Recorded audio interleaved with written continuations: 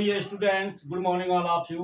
आप लोग कैसे हैं? हमें उम्मीद है आप लोग स्वस्थ होंगे, मस्त होंगे तथा अपने पढ़ाई में व्यस्त होंगे। डियर फ्रेंड्स, आज का जो हमारा टॉपिक है बहुत ही इंपॉर्टेंट है। ट्रायंगल चैप्टर का है। प्रमेय नंबर पहला है थेल्स प्रमेय या आधारभूत आनुपातिकता प्रमेय, या फिर इसको आप समरूपता प्रमेय भी कह सकते हैं। बहुत इंपॉर्टेंट है। और ये जो प्रमेय है इसकी सहायता से क्लास 10th में या 12 के प्रकाश चैप्टर में यूवीएफ में जो रिलेशन निकाला जाता है, ये इन सब के लिए बहुत ही इंपॉर्टेंट है। इसकी सहायता से त्रिभुज को समरूप रूप किया जाता है कि एक त्रिभुज दूसरे त्रिभुज के समरूप कैसे होते हैं। तो ये वीडियो बहुत इंपॉर्टेंट होने वाला है, कहीं मत जाइएगा, बने रहिएगा, आपके समझ में 100% आएगा। ठीक है, देखो क्या दिया है। दिया है एक त्रिभुज की एक भुजा के समांतर। तो पहले आप क्या करो, पहले आप ऐसे एक त्रिभुज बना लो। ये त्रिभुज हो गया, इसको ए मान लेते हैं, इसको बी मान लेते हैं, इसको सी मान लेते हैं। त्रिभुज की एक भुजा के समांतर खींची गई सरल रेखा। तो ये मान लो ये एक सरल रेखा है, ये इसके क्या है, समांतर है। मान लो ए बी को काट रहा है डी पे और ए सी को काट रहा है ई पे। ठीक है ना। जिन दो बिंदुओं पर प्रतिच्छेद करती है, यहाँ डी पे काट रही है, यहाँ ई पे काट रही है, भुजा को समान अनुपात में विभाजित करते हैं, यानी एडी बटे डीबी बराबर प्रूफ करना है ए बटे ईसी। ये हमें सिद्ध करना है। ठीक है, तो सबसे पहले आप लिखिए, दिया है क्या दिया है? दिया है त्रिभुज ए बी सी में क्या है, बीसी के समांतर है क्या, डीई। रेखा यल बीसी के समांतर खींची गई है। तो आप यल भी लिख सकते हैं या डीई भी लिख सकते हैं, इसमें कोई दिक्कत नहीं है। अब सिद्ध क्या करना है? सिद्ध करना है कि ये बिंदु यानी जो डी और ई है, डी ए बी को जिस अनुपात में विभाजित करेगा, ई उसी अनुपात में ए सी को विभाजित करेगा। यानी कहने का मतलब है कि ए डी बटे डी बी का जो मान होगा वही मान ए ई बटे ई सी का होगा। ये ई बटे ई सी का होगा। ये हमें सिद्ध करना है। तो क्या करो, इसको आप यहां से ऐसे मिला दो और इसको आप यहां से मिला दो। ठीक है, तो और उसके बाद में क्या करो, यहां से इस पे ऐसे लंब डाल दो 90 अंश की कोण बनाती हुई, इस तरह से। इसको आप मान लो यफ, और यहां से लंब डाल दो इस पे, इस तरह से 90 अंश का कोण बनाती हुई। इसको आप मान लो जी। तो इतना आपने खुद से किया है ना। तो यहाँ क्या करो, आप यहाँ लिख दो कि रचना से मतलब आपने किया क्या है? आपने किया है सी से डी और बी से ई, सी से डी तथा डी से ई को क्या किया, को मिलाया, तथा और क्या किया हमने, ईएफ को लंब डाला। किस पे लंब डाला? ए बी पे।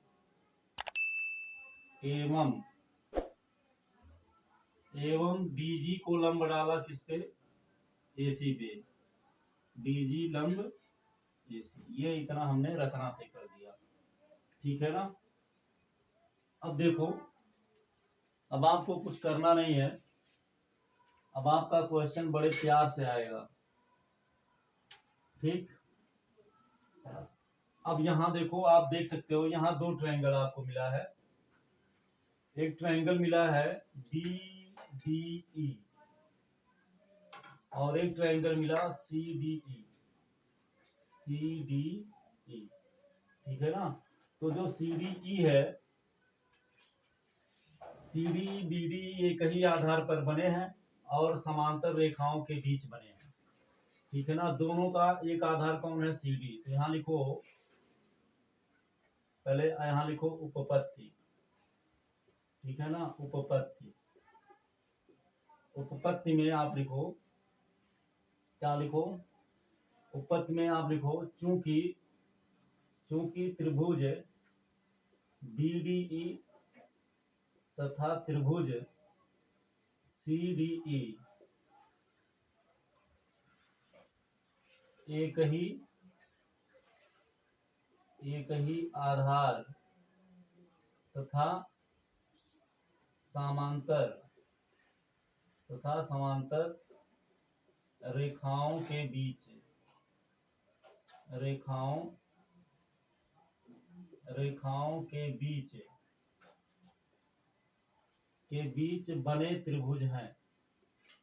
बने त्रिभुज हैं। ठीक है ना, अगर आप इसको चाहो तो आप प्रूफ भी कर सकते हो, कोई दिक्कत नहीं है। ठीक है ना, क्योंकि अब आप कक्षा 9th में ये पढ़ चुके हो कि एक ही आधार पर एक ही समांतर रेखाओं के बीच, ठीक है ना, बने जो त्रिभुज होते हैं उनका क्षेत्रफल क्या होता है, समान होता है। तो ये जो त्रिभुज है BDE, ये इसका भी आधार DE है, और त्रिभुज CDE इसका भी आधार क्या है, DE है, पहला नंबर। दूसरा नंबर, ये जो दोनों त्रिभुज हैं समांतर रेखा BC और समांतर रेखा DE के बीच बने हैं। तो जितना क्षेत्रफल BDE का होगा उतना क्षेत्रफल CDE का होगा। समझ में आ गया? तो यहाँ लिखिए, इसलिए त्रिभुज BDE का क्षेत्रफल बराबर होगा त्रिभुज CDE का क्षेत्रफल। ठीक है ना, जब एक ही आधार पर और तो समांतर रेखाओं के बीच बने त्रिभुज हैं तो इनका क्षेत्रफल समान होगा। अब क्या करो, दोनों तरफ त्रिभुज ADE के क्षेत्रफल से भाग दे दो। तो यहाँ लिखो, दोनों पक्षों का मतलब लेफ्ट साइड में और राइट साइड में, दोनों पक्षों में क्या करो, त्रिभुज ADE के क्षेत्रफल से भाग देने पर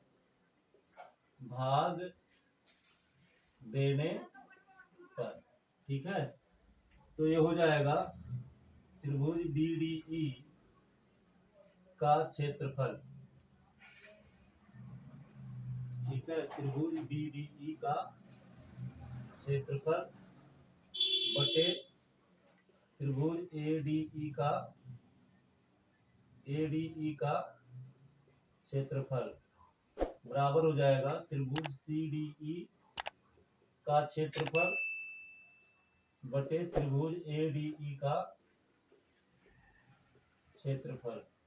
ठीक, तो देखो त्रिभुज का क्षेत्रफल बराबर होता क्या है, यहाँ हम लिख दे रहे हैं, चूंकि त्रिभुज का क्षेत्रफल बराबर होता है 1/2 गुणे आधार गुणे ऊंचाई। ये होता त्रिभुज के क्षेत्रफल का सूत्र। तो जाएगा 1/2 गुणे आधार। तो देखो हमने लंब डाला किस पे है, हमने जो लंब डाला है, थोड़ा सा यहाँ आपको समझाने का प्रयास करते हैं। देखिए, ये है त्रिभुज BD, ये है त्रिभुज BDE। ठीक है, तो देखो ऊंचाई का मतलब होता है त्रिभुज के किसी शीर्ष से किसी भुजा पर खींची गई जो रेखा होती है, लंब खींची गई लंब, शीर्ष लंब जो होती है वही त्रिभुज की ऊंचाई होती है। तो इसको थोड़ा ऐसे आगे बढ़ाएंगे हम, और इसको इस पर से क्या खींच करेंगे, लंब खींच देंगे। तो ये लंब जो होगा ये त्रिभुज BDE की ऊंचाई होगी, और लंब को जिस पे डाला जाएगा वही आधार होगा।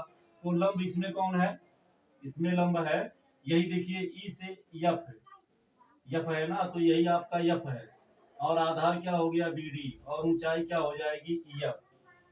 तो 1/2 गुणे आधार की जगह पे हो जाएगा dv गुणे ऊंचाई की जगह पे क्या हो जाएगा EF, ये हो गया EF अपान 1/2 गुणे 1/2 गुणे क्या है 1/2 गुणे आधार। तो इसमें आधार आपका क्या है, इसमें त्रिभुज AD में आधार आपका AD है, ये हो गया AD गुणे ऊंचाई क्या है, तो इस त्रिभुज की भी ऊंचाई यही है EF, इस त्रिभुज की भी ऊंचाई है, ये हो गया EF बराबर त्रिभुज CDE। तो CDE आपका ये है ना, तो इसको जरा आप थोड़ा सा समझिए, ये है आपका CDE, ये है C, ये है D और ये है E, ठीक है ना। तो ये ऊंचाई नहीं है ना, ऊंचाई का मतलब होता है जो 90 अंश का कोण बनाए। तो इसको ऐसे थोड़ा आगे बढ़ाइए और इसको इस पे ऐसे डाल दीजिए, तो ये हो गया लंब। तो ये जो लंब है D से इस पे डाला गया है, ये आपका G, यानी जो DG है यही लंब है, और ये जो होगी ये ADE का भी होगा और यही CDE का भी होगा, ठीक है ना। तो कहने का मतलब है कि CDE की जगह पे हो जाएगा 1/2 गुणे आधार की जगह पे, तो लंब किस पे डाला गया है ADE में, AE मतलब क्या है CDE, तो किस पे डाला गया है CE पे, तो हो जाएगा CE, ठीक है ना। क्या हो जाएगा CE गुणे ऊंचाई की जगह पे क्या हो जाएगा DG, तो हो गया DG अपमान 1/2 गुणे आधार। तो इसमें आधार क्या है, इसमें आधार आपका CE है, मिल जाएगा, ठीक। इसमें त्रिभुज ADE में आधार कौन है AE है, मिल जाएगा AE गुणे ऊंचाई कौन है, तो इसमें भी ऊंचाई DG हो गया, तो हो गया DG। अब देखो आप 1/2 से 1/2 कट जाएगा, EF से EF कटेगा, 1/2 से 1/2 कटेगा, DG से DG कट जाएगा, क्या बच गया DB/AD बराबर CE/AE, ठीक है ना। या अच्छा देखो, जैसे मान लो 4/12 बराबर है 6/18, है ना। 4/12 बराबर है 6/18 की। जैसे मान लो इसको काटेंगे आप, 4 एकम 4, 4 तियां 12, 6 एकम 6, 6 त्रिक 18, दोनों 1/3 है कि नहीं। अगर हम इसको 12/4 लिख दें तो इसको हम 18/6 लिख देंगे, जिससे मान में कोई परिवर्तन ना हो, फिर भी दोनों बराबर हो। तो 4 तियां 12 और 6 त्रिक 18, देखिए बराबर आया। तो इसी तरह से इसको हम पलट देते हैं, AD को ऊपर ले जाते हैं, इसको नीचे ले आते हैं, तो AD/DB बराबर, तो ये भी ऊपर चला जाएगा, ये नीचे आ जाएगा, तो जाएगा AE/CE। यही हमें प्रूव करना था, AE/CE लिखिए या AD/DB बराबर AE/EC, और यही हमें प्रूव करना था। और यही देखिए प्रूव करना था, AD/DB बराबर AE/EC, देखिए प्रूफ हो गया। तो ये हो गया थेल्स प्रमेय, प्रूव हो गया। आई होप आप इसे अच्छे से समझ गए होंगे, आपके समझ में आ गया होगा। और अगर मान लीजिए एक बार समझ में नहीं आया तो 1-2 बार और देख लीजिएगा, समझ में आपके आ जाएगा। फिर इसका बहुत इंपॉर्टेंट है, त्रिभुज चैप्टर का पूरा कॉन्सेप्ट इसी पे बेस है, और इसी को आप इसी की सहायता से लगा सकते हैं। डियर फ्रेंड, इसके बाद में हम आपको नेक्स्ट टॉपिक में नेक्स्ट क्लास में नेक्स्ट टॉपिक कवर करेंगे। आज की क्लास में बस इतना ही। वीडियो आपको कैसा लगा जरूर कमेंट करके बताइएगा। Thank you so much. जय हिंद।